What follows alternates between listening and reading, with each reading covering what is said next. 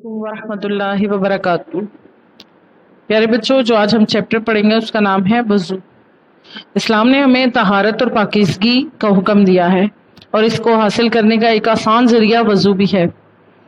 और वज़ू का तरीका हम सबको आता ही है। हम उन चीज़ों के बारे में पढ़ेंगे जिनसे वज़ू टूट जाता है या जिनसे हमारा वज़ू मकरूह हो जाता है।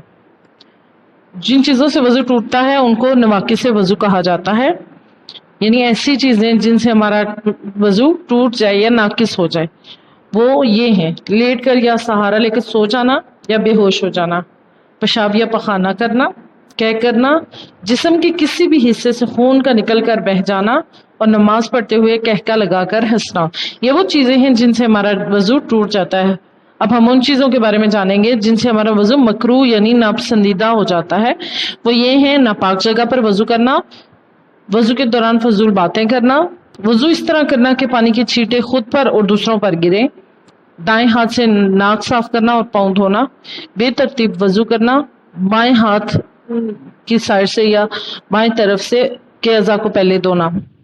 वजू के फायदे एक तो जिस्मानी भी होते हैं और एक रूहानी। जिस्मानी फायदे वो हैं जिनसे हमारे जिस्म के अज़ा पाक साफ हो जाते हैं, वो अज़ा जो हम वजू में धोते हैं।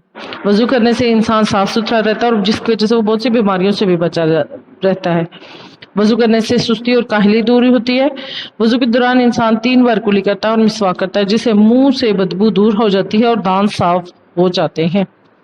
वजू के रूहानी फायदे ये हैं: वजू करने से अल्लाह ताला खुश होता है। वजू करने से इंसान के हाथ, पाँव, नाक और कान वगैरह के गुनाह धुल जाते हैं। बावजू रहने से इंसान बुराइयों से बचा रहता है। वजू में धोए जाने वाले अज़ा क़यामत के दिन इंसान के अज़ा बहुत ज़्यादा खूब, रोशन और चमकदार दिखाई देंगे। आज हमने उन चीज़ों के बारे में पढ़ा जिनसे हमारा वजू टूट जाता है या वजू मकरूह हो जाता है, या वजू के जो फ़ायदे हैं हमने उनके बारे में मालूमात हासिल की।